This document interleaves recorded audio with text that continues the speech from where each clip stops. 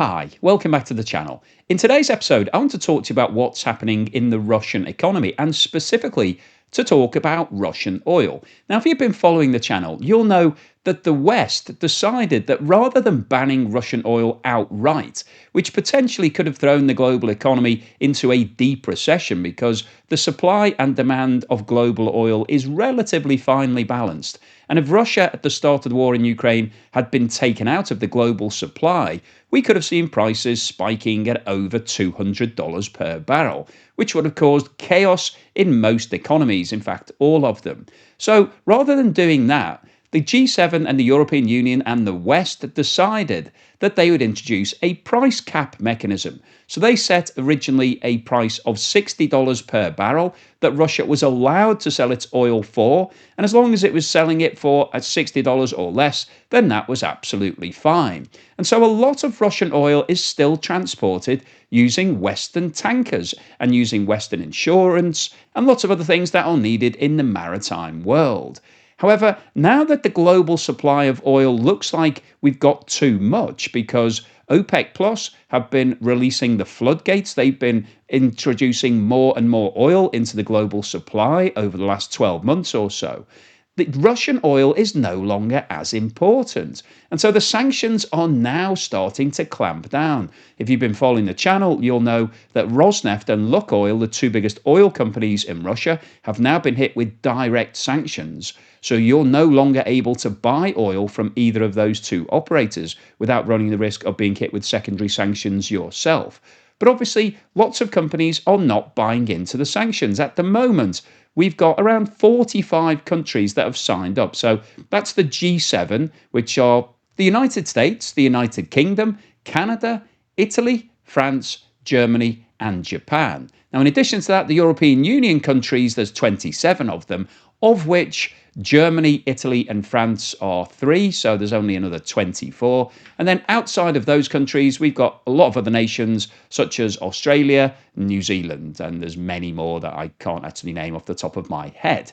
So we've got a lot of different countries, equating to 55% of global GDP, that are applying sanctions against Russia.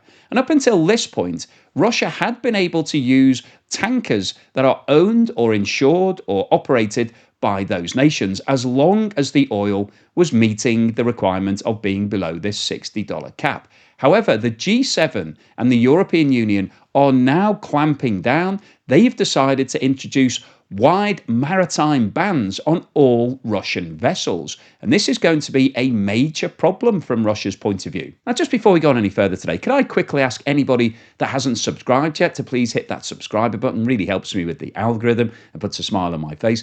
And also, I wanted to remind you that I'm currently running a competition to win my beach house. I own a house close to one of the best beaches in the southwest of England, in Westward Ho, and I'm now offering that as a prize. So if you're interested in winning my beach house, then please have a look in the link below or the QR code on the screen now. Tickets are priced at just £5 each. And if you're not interested in my beach house or living the dream of mortgage-free, rent-free for the rest of your life near to the beach and being able to walk and have a pint and fish and chips and all of those sort of things, if that doesn't appeal to you, then I'm also offering an alternative of £250,000 in cold hard cash. Can't say fairer than that, but in order to be in with the chance of that, you need to buy a ticket. And this is another way of supporting me and the channel. So if you'd like to help me to make more of these videos, then please have a look and buy a ticket, and good luck in the draw. Now, this chart shows the amount of income that Russia has been making from the sale of its fossil fuels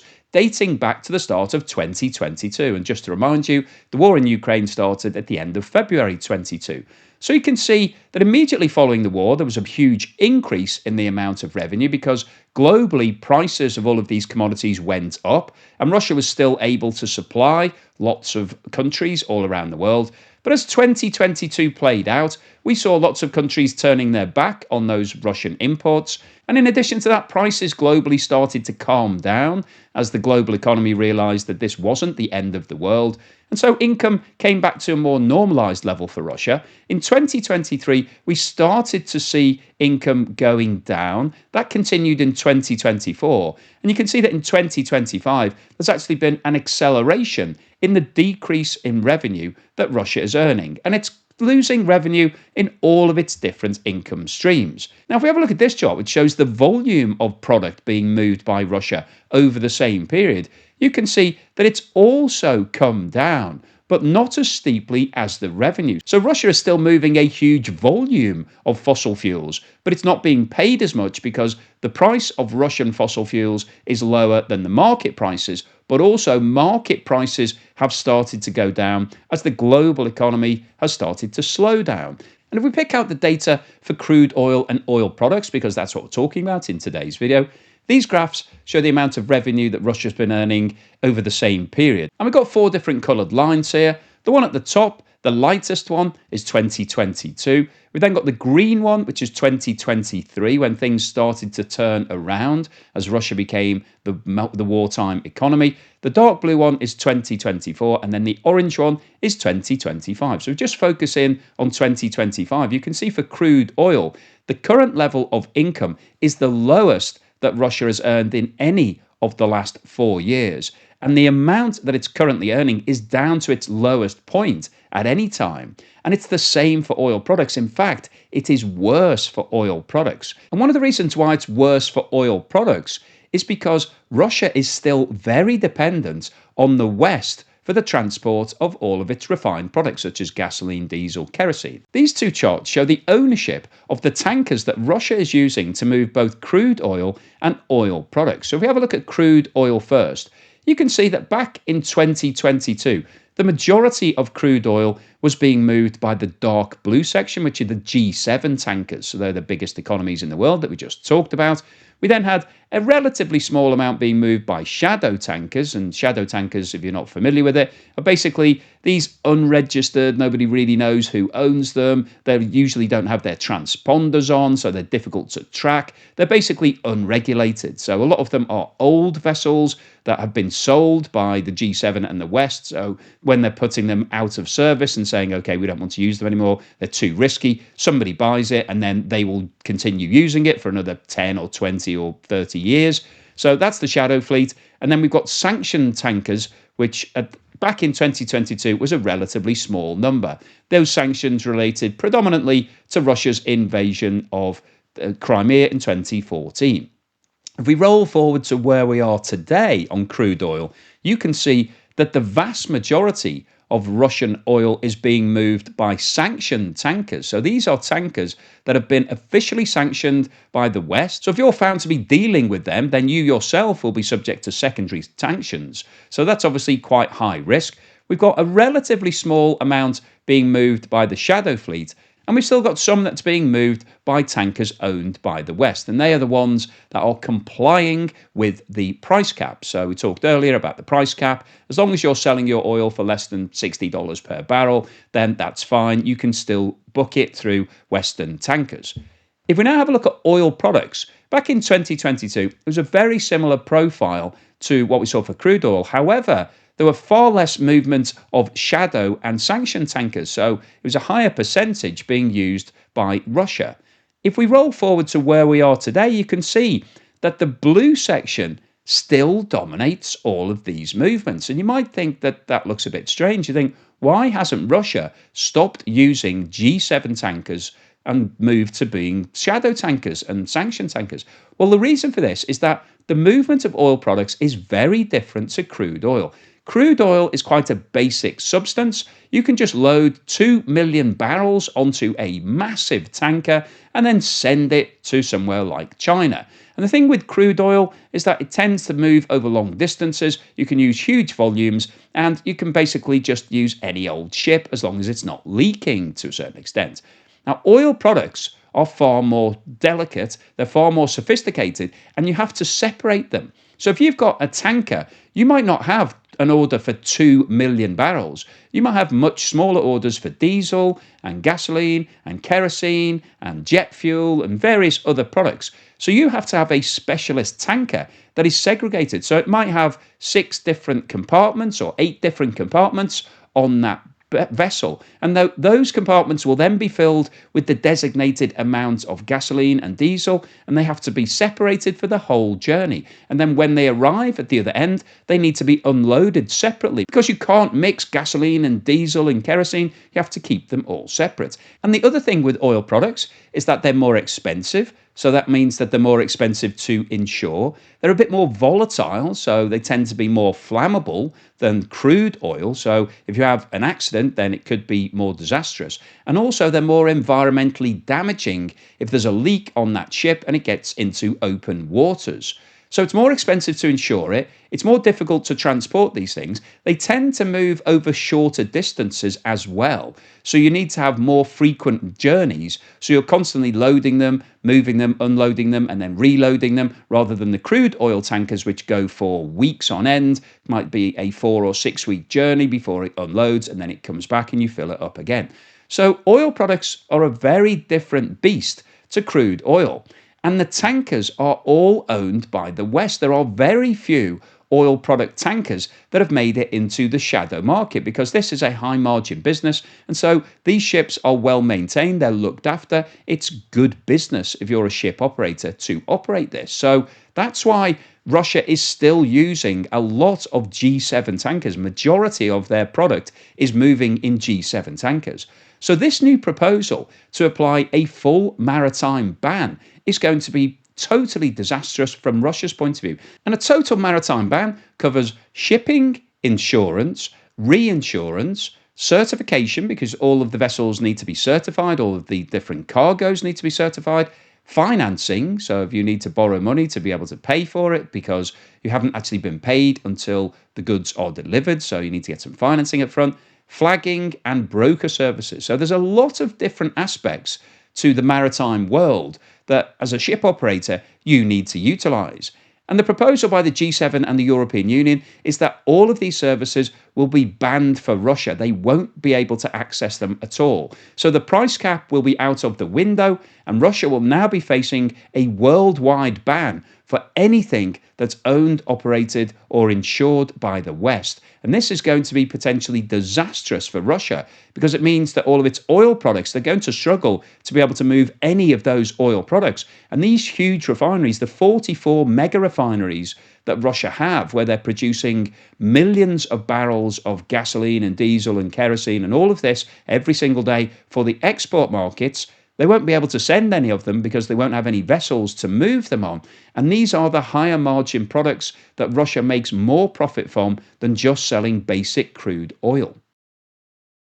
So what's the summary and conclusion today? Well, I wanted to post this video because we've been talking about the price cap for the past few years, and it hasn't really been that effective because Russia was able to find lots of different ways around it. So firstly, it was using the shadow fleet, the grey fleet, the dark fleet, whatever you want to call it. So it was able to completely ignore the price cap for any oil that was moved on those tankers because nobody was checking it. There wasn't an ownership or insurance in place that needed to be signed off on to check that it was only $60 per barrel. So Russia has been very successful in shifting its percentage of crude oil away from the G7 and the West to all of the shadow tankers. That's been relatively straightforward.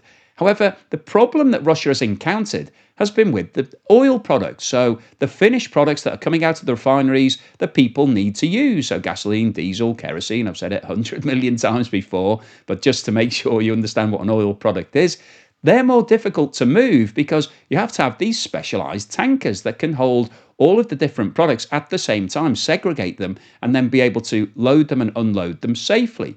So that market is completely dominated by the West. Now, the oil price cap that was in place for oil products was much higher. It was around $100 per barrel because these products sell for a much higher price. It's like anything. If you've done some work on the product, then your end sales price is going to be better than just selling a raw material. And crude oil is the basic raw material. All of the finished products that have been through the refinery system are ready to use, and therefore people prepared to pay a higher price. So it's a much better business from Russia's point of view. Firstly, it creates a lot of employment in Russia, the refinery network. So those 44 mega refineries that Russia have employ hundreds of thousands of people. They're all paid and they're all spending in their local economies. So you've got that nice multiplier factor when people go out and put money into the tills, and then that company makes profit. It pays its wages to other people. They go out and spend in their local environment, and so it goes on.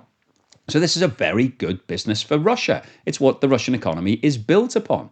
And as I said at the start of today's video, the reason why the West didn't impose an outright ban on Russian oil right at the start of the war was because it was worried that the global economy would go into meltdown, because Russia's supply was needed to keep the global oil market in equilibrium. If Russia had been taken out day one, then we would have seen oil prices going through the roof. So nobody wanted that to happen. So Russia was allowed to continue selling its oil and its oil products, and it could use the West in terms of transporting all of that movement. However, what we've got now is a situation where Russia is no longer as critical to the global supply of oil as it was 3 years ago.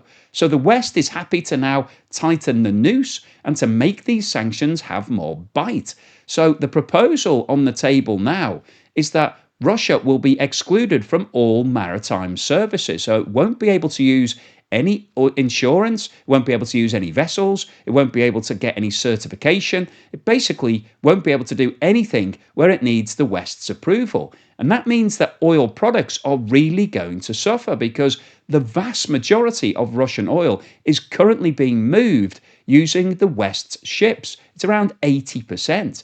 And that means, from Russia's point of view, that they won't be able to make all of those sales, because you can't just load 2 million barrels of gasoline into an old rusty tanker and hope that it'll be okay for a short journey. Well, it wouldn't be allowed to unload anyway because it wouldn't have any insurance.